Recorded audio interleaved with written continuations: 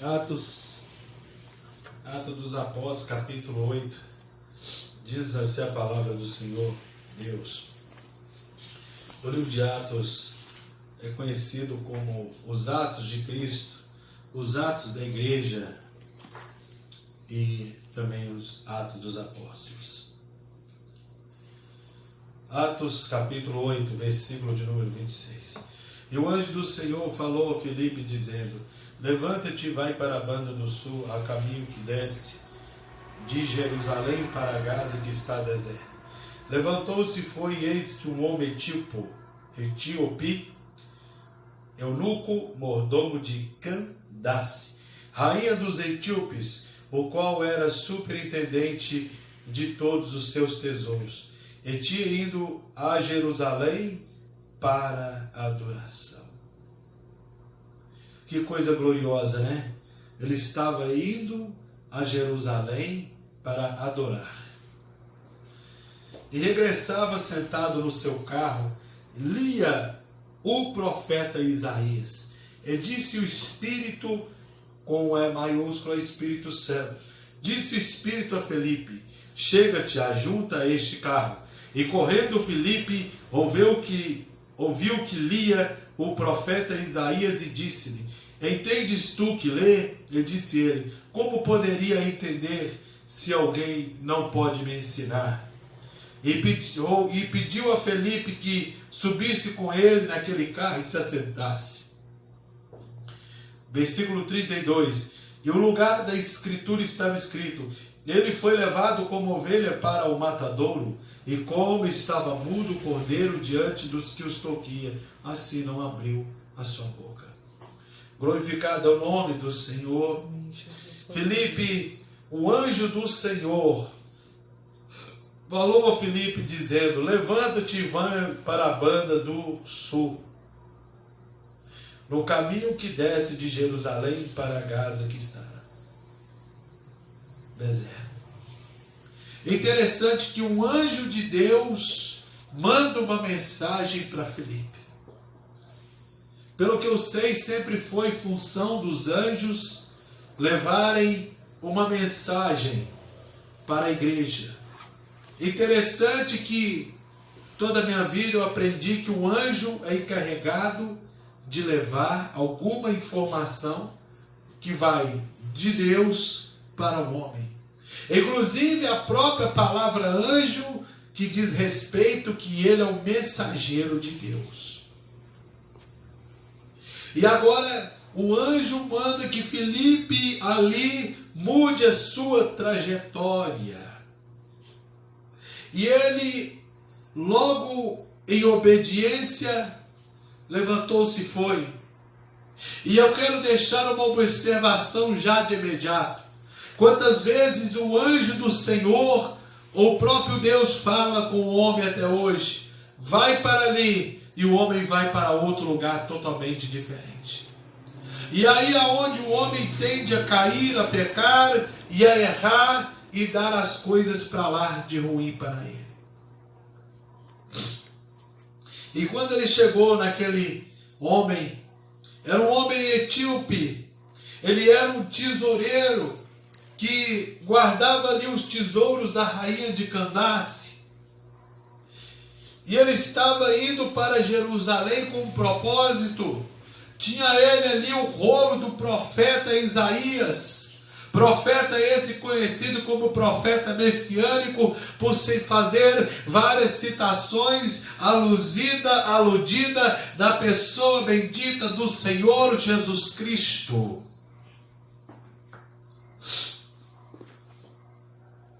E então, regressando, o Espírito disse e falou: vai até aquele homem. E muitas vezes eu quero trazer isso para o campo evangelístico e missionário da igreja nessa noite. Quantas vezes Deus dá aquela direção: vá evangelizar ali, não vá evangelizar para cá. Imagina que Filipe tivesse a teimosia de não fazer a vontade do Espírito e fosse para o outro lado.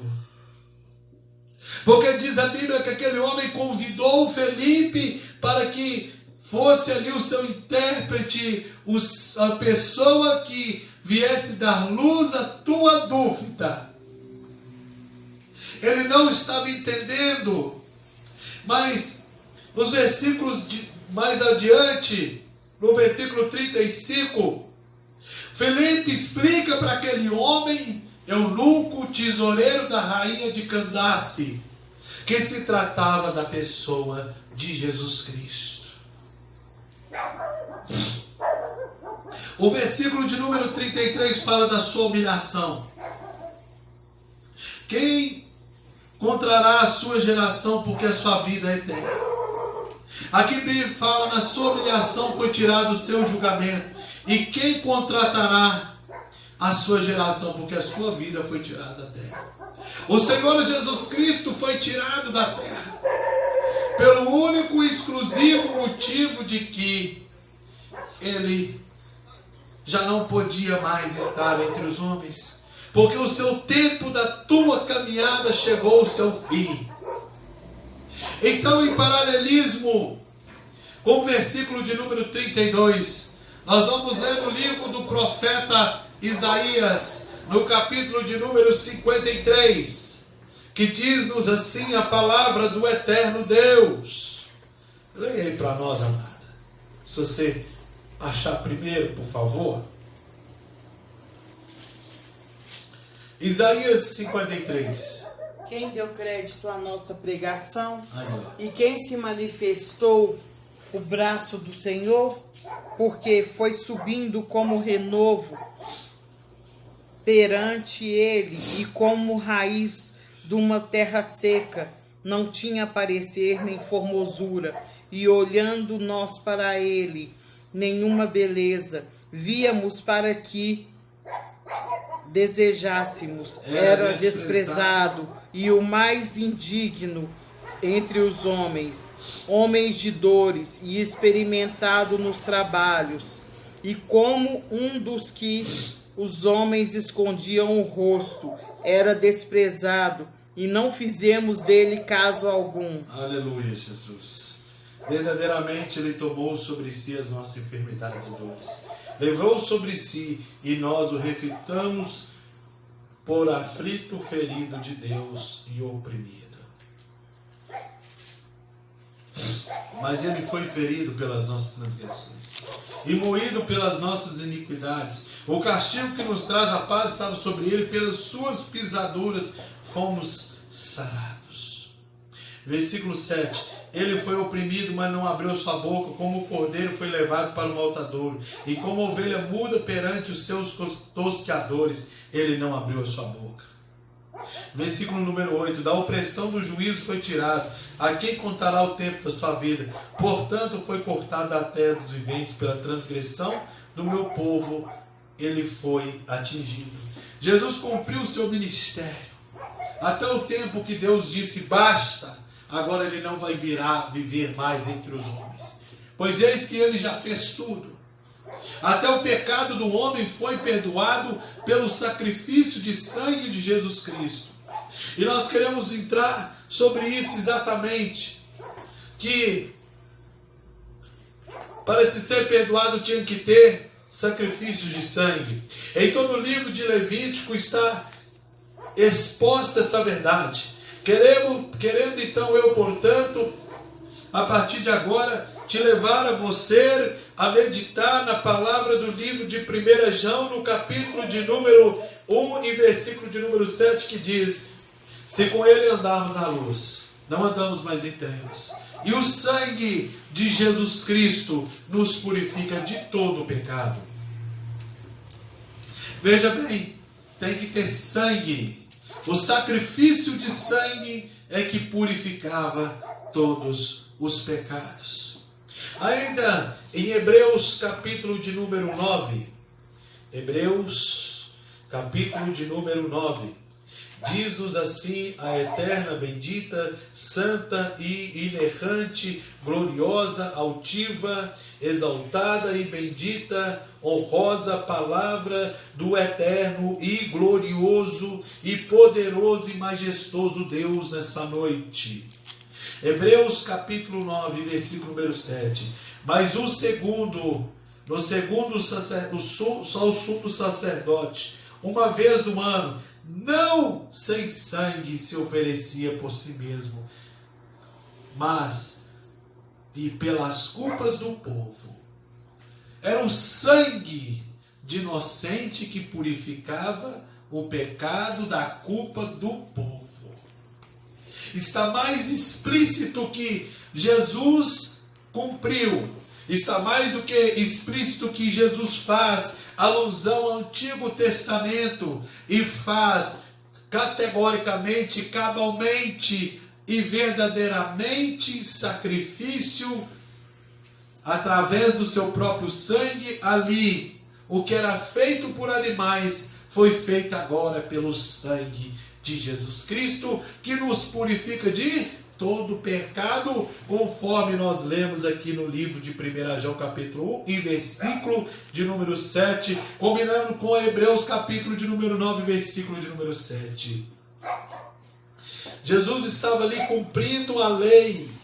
Jesus era cumpridor da lei. Em Levítico capítulo de número 16 e versículo de número 14, vamos meditar também nesta palavra, nesta noite, no que diz respeito ao sacrifício vicário, que era onde o eunuco estava lendo e estava pedindo interpretação, e é justamente aonde Filipe estava explicando para aquele eunuco, porque muitas vezes as pessoas abrem a palavra do Senhor, mas por não ter o Espírito Santo e por não ter a pessoa cheia do Espírito Santo por perto, não sabe o que diz vertiginosamente a palavra do Senhor. Então diz assim a palavra do Senhor em Levítico capítulo de número 16, versículo número 14: e tomarás o sangue de um novilho com o seu dedo, espargirás sobre a face do propiciatório para a banda do Oriente, e perante o propiciatório espargirás 7 vezes do sangue com seu dedo. Versículo de número 19. Aleluia. E daquele sangue espargirás sobre ele com seu dedo 7 vezes, e o purificará das imundícias dos filhos de Israel, e o santificarás. O que purifica a imundícia do pecado, o que purifica a imundícia do adultério, o que purifica da imundícia da bebedice, o que é que purifica da imundícia da mentira, o que é que purifica da imundícia do assassinato, o que é que purifica da imundícia da glutonaria? É o sangue do Cordeiro de Deus que tira o pecado do homem.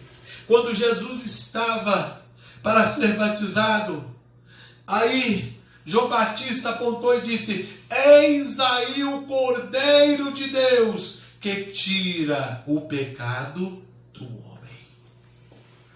Aleluias. Voltando lá na palavra do Senhor, no livro de Atos, no capítulo de número 8, na passagem de Eunuco e Filipe. E aí a Bíblia relata que quando Filipe explicou aquela maravilha, que se tratava do sacrifício vicário, que se tratava da salvação do pecador, que Jesus tinha pagado um preço caro na cruz para que aquele eunuco, não só ele, mas toda a humanidade, todo homem, toda mulher, toda criança, toda senhora, todo senhor, ser salvo na pessoa bendita do Senhor Jesus Cristo, que vive eternamente. Aí, no versículo de número 36 de Atos dos Apóstolos, do capítulo 8, diz assim: indo eles caminhando, chegaram ao pé de alguma água, de alguma fonte de água. E disse o eunuco a Filipe: eu já entendi, isso é eu que estou falando, não está na Bíblia. Imagino eu que disse o eunuco a Filipe, imagino eu, Alexandre, não está escrito. Imagino eu já entendi que Jesus morreu na cruz. Eu já entendi que foi um sacrifício pesado. Eu já entendi que a minha culpa caiu sobre o Salvador, que é o Senhor Jesus Cristo. Eu vejo tantas águas aí. Felipe, o que é que me impede de eu ser batizado? Me batiza agora. E aí Felipe disse, você acredita de todo o coração? E respondendo o eunuco disse, eu creio que Jesus Cristo é o Filho de Deus vivo. Então Felipe agora vai mandar, para esse carro aí, para parar. Desce do carro, aí a Bíblia vai falar que ambos desceram do carro. E Felipe agora vai pegar aquele eunuco e vai batizar. E quando aquele eunuco sai da água, o Espírito do Senhor arrebatou Felipe. E não ouviu mais eunuco e jubilou contínuo caminho. Olha só para você ver. Que quando saíram da água, o Espírito do Senhor arrebatou Felipe. Que coisa gloriosa! Após ele ter batizado aquele eunuco, após ter ganhado aquela alma que é tão preciosa para Cristo, o Espírito Santo pegou a Felipe e arrebatou a Felipe. Que bênção! Que coisa linda! Mas o interessante é que no versículo 40 que diz que Felipe vai para outro lugar evangelizar em outra cidade. E ele chegou até Cesareia. E muita gente até brinca, Cesareia de Filipe, que é muito conhecido no meio evangélico nosso, falar que Cesareia de Filipe, que é o lugar que ele foi. Então agora, depois dele ser arrebatado, ele foi para Cesareia. Imagino eu que esse arrebatamento foi uma direção. Creio eu, no meu pensamento pequeno, na minha mente tão minúscula, que precisa de iluminação do Espírito Santo para compreender as palavras do Senhor Deus Todo-Poderoso, que foi uma direção que ele falou, você já cumpriu sua missão com o eunuco, agora eu quero que você vai para outro lugar evangelizar. Você precisa fazer mais obras, você precisa ganhar mais almas. Você já ganhou essa alma aqui, agora eu quero que você vai para Cesareia.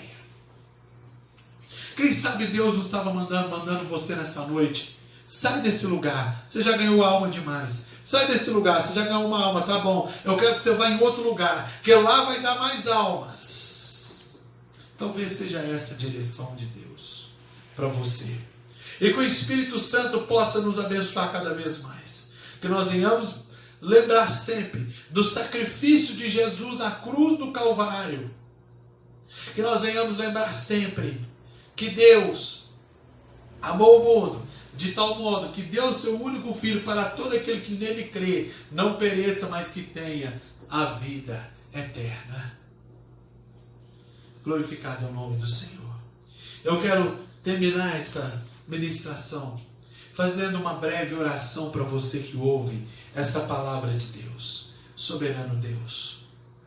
Que através dessa palavra, que aonde tiver pessoas como eunuco, etíope, meu Deus, em nome de Jesus, venha agora visitar essa pessoa, que eu ouvir a palavra que só Jesus é que salva, que ele foi oprimido pelas nossas transgressões, e que toda a culpa caiu sobre ele, e que Jesus não abriu a sua boca, que ele foi levado ao matador como cordeiro mudo, como foi feito no Antigo Testamento, Deus, para que eu e você que está assistindo o vídeo venha ser salvo pelo Senhor Jesus.